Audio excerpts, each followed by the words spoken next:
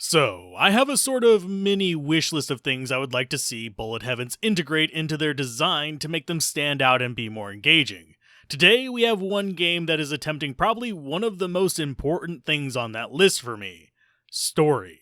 And while Picayune Dreams is stepping up to the plate in that regard and deserves props for doing so and doing so well, I do have to call it out on some pros and some cons that could impact how fun it is for you personally. Now, before we dive in, there is a bit of housekeeping because I'm not sure whether to call this a proper review or just an almost review, since unfortunately the provided press key came with an explicit note that the true ending would not be available until the day of release for spoiler protection. Which means I do not have 100% of the picture available, just what was able to be completed on the press version. So gameplay, at the core of the story, I've got those down, just not the true ending. Design-wise though, Picayune Dreams seems to be almost there in most respects, with each part being solid enough to be fun. The music and the visuals are nice enough, though I did find a few little gripes that itched at me without breaking the game or making me resent my time spent on it, but gripes nonetheless.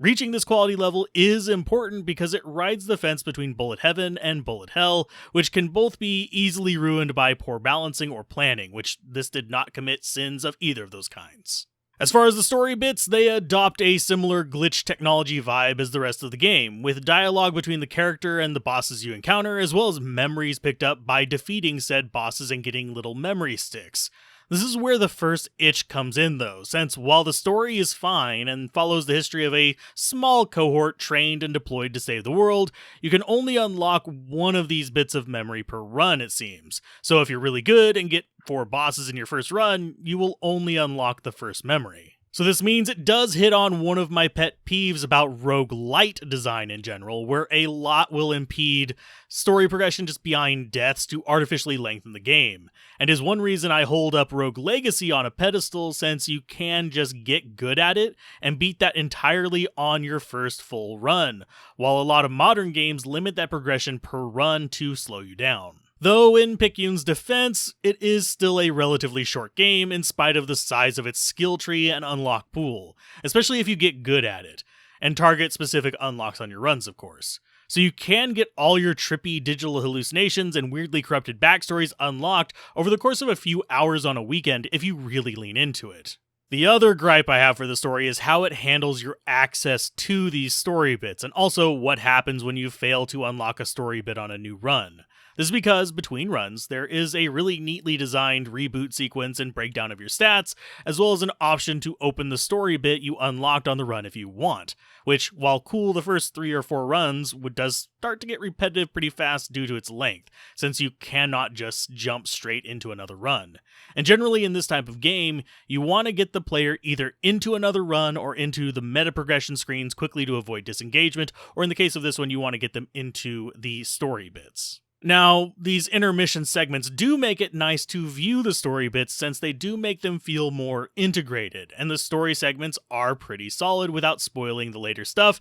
They are very distinctly designed to continue that glitchy storage feel to things, with intentional graphical glitches, shifts, distortions, and weird memories that are just corrupted in your brain. The problem with the access to the story bits is, once you've encountered them, there's no in-menu way to go back and view or engage with them, so I cannot just go back and run them all in sequence if I want a refresher on the story. That is, unless I was recording at the time. Being able to do this, as well as the option to disable the transition screen between runs, would probably be my 2 biggest requests of the game. As far as the actual gameplay part, that is about where you'd expect. The generic enemy zones play as 99% Bullet Heaven, with only a few later enemies having projectiles, and despite the size of your sprite, you do have a fairly small hitbox, basically comprised of that red orb on your stomach, which you can turn on a highlight for in the options, which I recommend your first few runs at the very least. The enemies on the flip side have hitboxes that are pretty accurate to their size, meaning your spread weapons can get some pretty brutal damage out on the bigger enemies if you get close.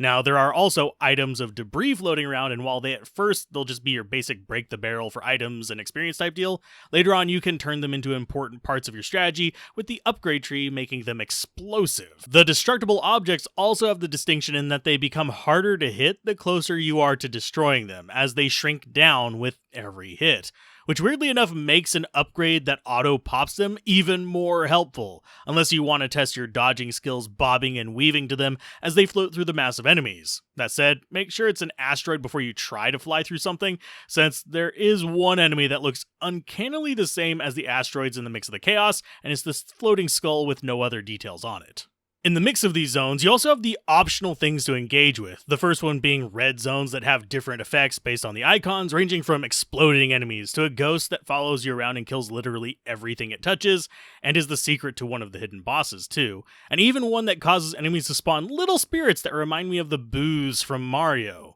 Combine this with the statue unlock, and you get some pretty interesting level combinations and effects from the 4 stages you get to pick between each boss. On the other side of the spectrum, speaking of bosses, they are mostly bullet hells, or in the case of one, both a bullet hell and a bullet heaven, as this particular boss will also spawn swarms of enemies to help it. And don't let the limited number of bosses fool you, since each of the mainline bosses each has an enjoyable and unique pattern, and there's even hidden bosses to mess with as well, as I mentioned earlier. So it does not go the easy route of just having them all shoot random bullets at you. Instead, it opts for a more curated, proper pattern and strategy setup that you can sort of memorize and adapt to. That said, I wager a lot of people's early speed bump will be the second boss, a giant worm-type enemy that leaves trails of different types of bullets behind, ranging from stationary blockers to multi-shots and even homing shots, as you work on whittling down its various segments.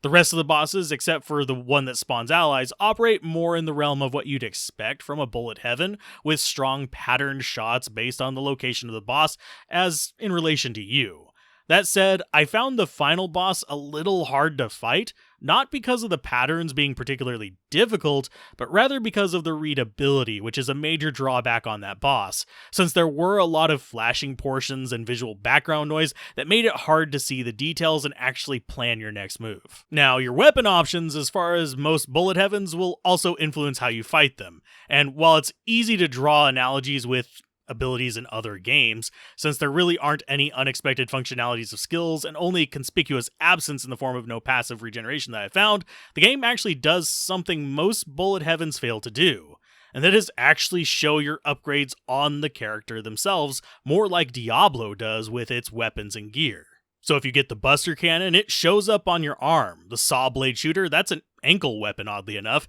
and your Garlic Effect, that's a belt. And passive items function much the same way. And while it's written in broken code, every one of the abilities is also broken down on the upgrade screen with each level, showing everything from size increases, range, or even number of projectiles in a bracketed and semicolon list of modifiers, which I kind of like due to it skirting the gap between ambiguity and blatant explanations, though anyone who has ever done any programming will be able to most likely easily read it. Now, as with a lot of games in this genre these days, you unlock more weapons by just playing the game and achieving certain goals. The Buster Cannon I mentioned earlier requires getting your basic pod cannon up to level 8 on any single run to add it to the pool of options in future runs. And a lot of the items have similar unlocks, even a few of the passive ones, such as the Blood Bag giving you a halo if you get it to level 8, which basically gives you the ability to get a regenerating damage shield, or simply the closest thing to a passive heal you can get in this game. And while the weapon balance is pretty good, so you could use pretty much any one of them,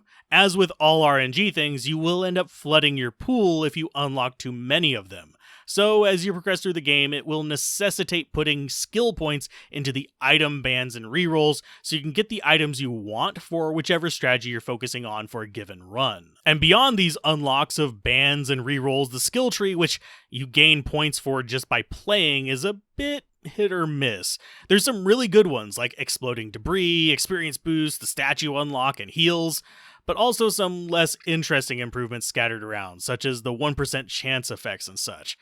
Though since it's easy to respec just by activating and deactivating different nodes, it's not a huge problem to experiment, and as you experiment, you're continuously getting more points, which is fine and makes it pretty easy to do what you want with the skill tree. I think, overall, this is a B+ game, worth trying if any of this sounded interesting to you. There is a reason why its early development version ranked so well on sites like Newgrounds, and there is a reason why there is already a bit of a cult following for it. It has earned its position as a solid entry in the indie space, and as long as it's priced like its competitors, it would be a definite pickup. And if you want to check out more reviews like this ad-free, I upload them over on the Patreon as well for everyone to view, and if you want to see unedited gameplay of any of these games, check out the side channels where I bring you along for the early test runs.